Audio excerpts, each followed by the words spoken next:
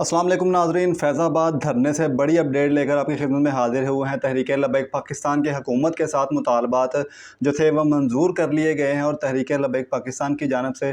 धरना ख़त्म करने का ऐलान भी जल्द कर दिया जाएगा। आपके साथ बड़ी अपडेट शेयर कर रहे हैं। आपको पता है कि इससे पहले भी मुज़ाकरात हुए थे गुज़श्ता रोज़, लेकिन वो मुज़ाकरात कामयाब नहीं हो चुके थे, जिसकी वजह से तहरीक लबैक पाकिस्तान की मुज़ाकराती टीम वापस आई थी। लेकिन आज जुमा था और जुमे के बाद ये मुज़ाकरात फिर से जारी थे और तहरीक लबैक पाकिस्तान की तरफ से 7 लोगों पर मुश्तमल मुज़ाकराती टीम हुकूमती नुमाइंदों के पास पहुंची हुई थी इस्लामाबाद में, जिसमें अल्लामा गौस बगदादी हैं, अल्लामा फ़ैज़ी हैं और उसमें जो सबसे मेन शख्सियत अल्लामा डॉक्टर शफ़ीक अमीनी साहब मौजूद है और मज़ीद जो लोग हैं वो शामिल हैं। और हुकूमत की जानब से जो मेन जो 2 लोग थे जिसमें राना सनाउल्लाह और अता ताड़र थे, इनके दरमियान ये मुज़ाकरात जारी थे। और अभी कुछ मिनट्स ही पहले जो हुकूमत के नुमाइंदों की जानब से और तहरीक लबैक पाकिस्तान, ये दोनों की मुश्तरका प्रेस कॉन्फ्रेंस हुई है, जिसमें राना सनाउल्लाह ने ये बताया है कि वो तहरीक लबैक पाकिस्तान के तमाम मुतालबात को मानने के लिए तैयार हैं, जिसमें सबसे पहला मुतालबा ग़ज़ाई इमदाद और तिब्बी इमदाद का था। और उन्होंने ये कहा है कि 31 जुलाई से पहले 1000 टन से ज़्यादा की जो ग़ज़ाई इमदाद, जिसमें फ़्रूट्स हैं, ज़रूरत ज़िंदगी की तमाम अशिया हैं, बहुत सी चीज़ें जिसमें कपड़े हैं, हर चीज़ होगी उसमें, ये 1000 टन से ज़्यादा का सामान 31 तारीख से पहले फ़लस्तीन में भिजवाया जाएगा। दूसरा, उन्होंने कहा कि नेतन्याहू को दहशतगर्द करार देने के हवाले से हुकूमत पहले ही अभी जो गुज़श्ता दिनों एक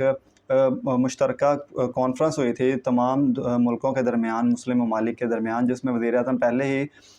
नेतन्याहू को दहशतगर्द करार दे चुके हैं। और उन्होंने कहा है कि इसराइल एक दहशतगर्द मुल्क के तौर पर सामने आया है।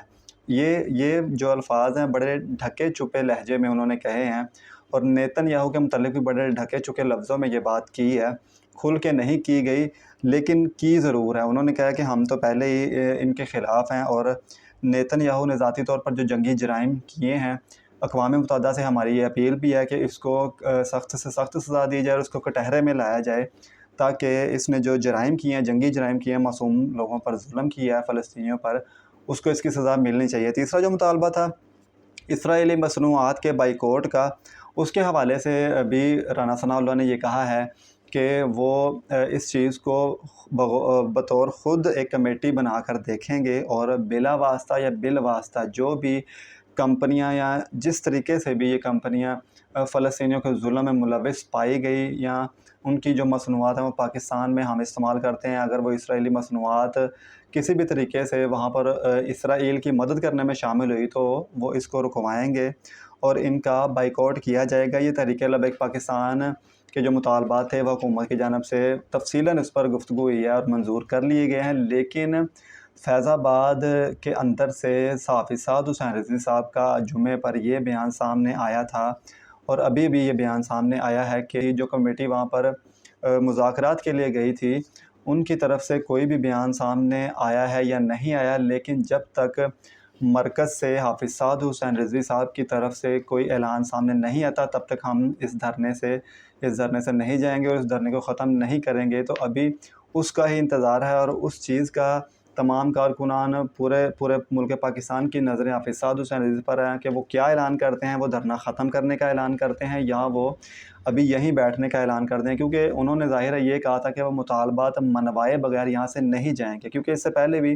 हुकूमत के साथ जब भी मुज़ाकरात हुए हैं तो हुकूमत ने कह लें कि एक लॉलीपॉप दिया है और ये कहा है ख़त के ज़रिए से कि हम आपके तमाम मुतालबात मंजूर करते हैं, आप धरना ख़त्म कर दें, अपना एहतजाज ख़त्म कर दें। और इस दफ़ा भी यही हुआ है कि एक प्रेस कॉन्फ्रेंस हुई है और ये कहा गया है कि हम फ़लाँ डेट को ये कर देंगे और हम जो है ना ये सारे काम करेंगे। लेकिन हाफ़िज़ साद हुसैन रिज़वी साहब ने कहा था कि वो मुतालबात मनवाए बगैर फैज़ाबाद से नहीं हिलेंगे। तो अभी कुछ ही वक्त में इस चीज़ की भी अपडेट आपके सामने आ जाएगी और जैसे ही आएगी हम आपके साथ शेयर कर देंगे। आपसे गुजारिश है